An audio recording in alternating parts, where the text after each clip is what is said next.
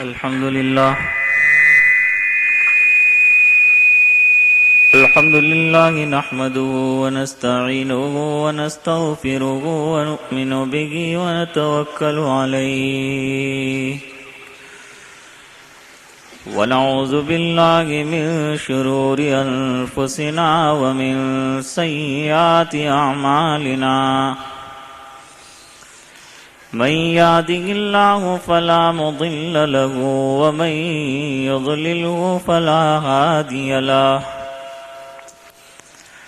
ونشهد أن لا إله إلا الله وحده لا شريك له ونشهد أن محمدا عبده ورسوله أرسله بالحق بشيرا ونذيرا وداعيا إلى الله بإذنه وسراجا منيرا من أطاعه فقد فاز فوزا عظيما ومن عصاه فقد ضل ضلالا مبينا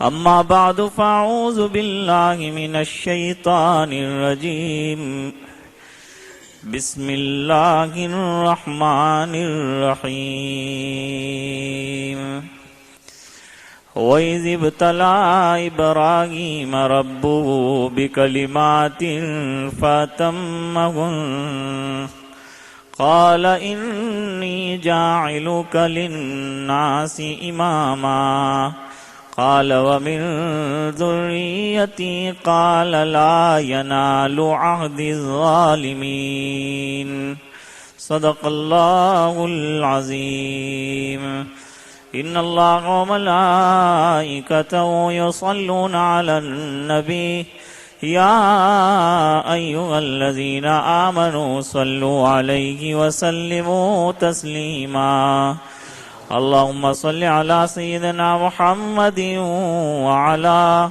وعلى آل سيدنا محمد وأصحابه وأزواجه وبارك وسلم.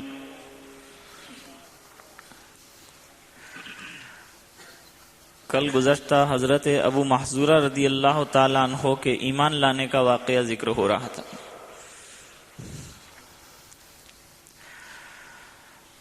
حضرت ابو محذورہ رضی اللہ تعالیٰ عنہ جب اذان دے چکے تو نبی کریم صلی اللہ علیہ وسلم نے ان کو قریب فرمایا اور قریب کرنے کے بعد ان کے سر پر اور سینے پر ہاتھ پھیرا. اس کے بعد کہا اچھا جاؤ اب جا سکتے ہو. ابو محذورہ رضی اللہ تعالیٰ عنہ نے عرض کیا اللہ کے رسول جبکہ آپ مجھے اپنا بنا چکے اب کہاں مجھے بھیجتے ہیں؟ اب تو بس آپ کا غلام بنوں گا اور آپ ہی کے قدمے پر زندگی گزارنا پسند کروں گا. پوری زندگی آپ پر نثار کرنی ہے. بہت کچھ کہنا بھی نہیں پڑا اور بات سمجھ میں بھی آ گئی. ایمان قبول کیا اور یہ بات اس پر چل رہی تھی کہ دعوت کا طرز کیا ہونا چاہیے اور کس طرح سے اللہ کے بندوں کو اللہ کی طرف بلایا جائے. شاہ عبد القادر صاحب رحمۃ اللہ علیہ بہت بڑے بزرگوں میں سے ہیں. شاہ ولی اللہ جو خاندان ہے اس کی اخیری کڑی مانا جاتا ہے.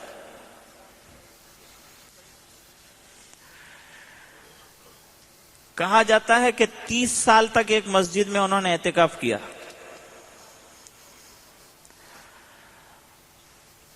اور بازار انہوں نے دیکھا نہیں، یہاں تک کہ صرف مسجد سے جب جنازہ نکلا تو بازار میں سے نکلا. بہت ہی خدا رسیدہ بزرگوں میں ان کا شمار ہے.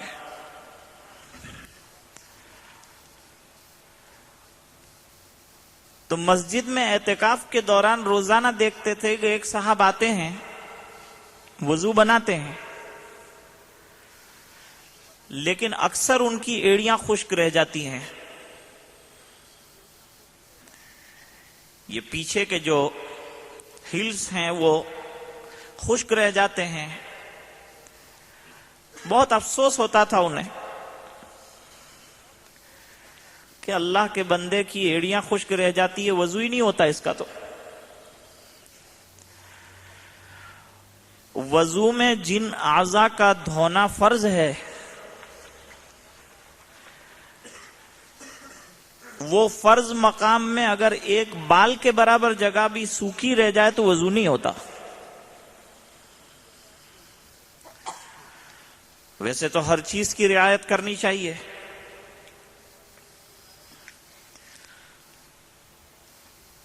اور کرنے والے جب کوئی کام کرتے ہیں تو اس میں ہر چیز کی رعایت کرنے کی کوشش کرتے ہیں، حالانکہ ہوتی ہے وہ رسم. مثلا شادی ہو رہی ہو تو دلہن کا جو جوڑا آتا ہے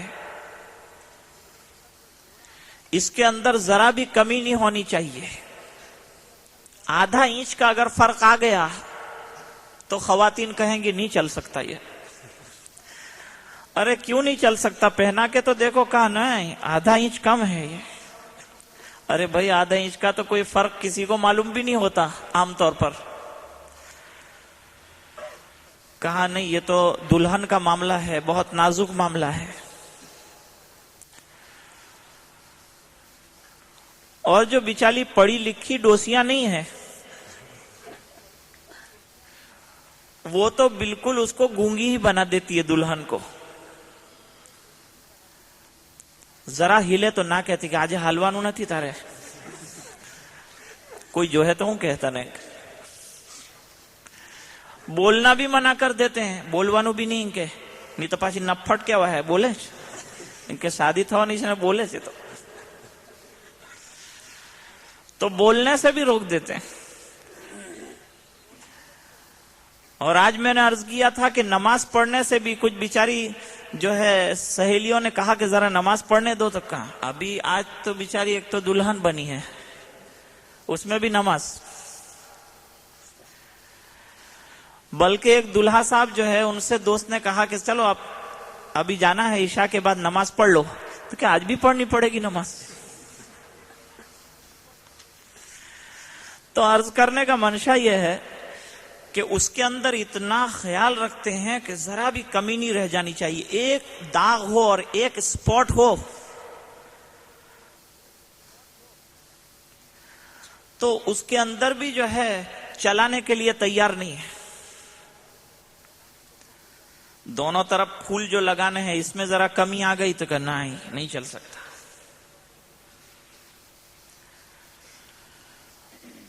اور ہم جو نماز ادا کرتے ہیں یا جو ہم زندگی میں سنتوں کو ادا کرتے ہیں اس میں آپ دیکھیں یہ نہیں کریں گے تو کہا چل جائے گا، وہ نہیں کریں گے تو چل جائے گا، وہ نہیں کریں گے تو چل جائے گا. مولانا روم نے واقعہ ذکر فرمایا کہ ایک آدمی کو یہ شوق پیدا ہو گیا کہ میں اپنے سینے کے اوپر شیر کی تصویر بنوا کے چھوڑوں گا.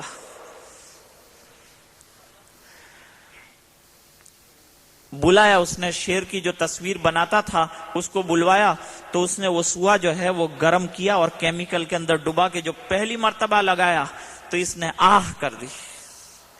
کیا بناتے ہو؟ کہا تم نے کہا شیر کی تصویر بنانا ہے تو پھر. تو کہا اچھا شیر کا کون سا حصہ بناتے ہو؟ کہا دم بناتا ہوں. کہا کوئی بات نہیں، دم مت بناؤ، دم کے بغیر بھی شیر ہو سکتا ہے.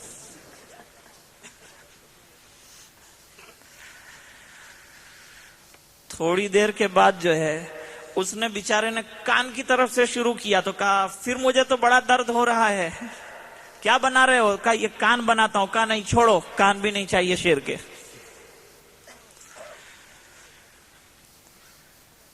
پھر ذرا دوسری طرف سے بنانا شروع کیا تو کہا اچھا یہ بھی نہیں ہو سکتا، اس میں بھی بڑی تکلیف ہے، مجھے درد ہوتا ہے تم جب سوئی رکھتے ہو تو.